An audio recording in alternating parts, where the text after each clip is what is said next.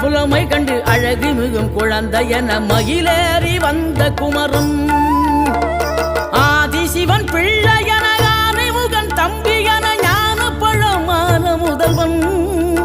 நீ பாடும் குரல் வளம் கொடுக்கும் பனிமலையில் வாழும் அந்த பார்வதியின் இளைய புதல்வன் தேனெடுத்து திணை வளர்க்கும் சிறு குருத்தி வள்ளியவள் சிந்தையில நின்ற மன்னவா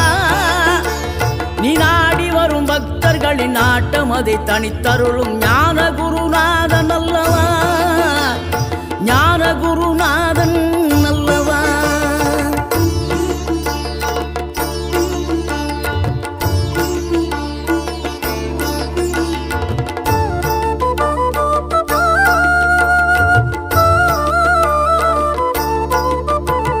நினைக்கின்ற பொழுதெல்லாம் நிகரில்லா பக்தி ரசம் கொடுக்கின்ற சக்தி வேலும்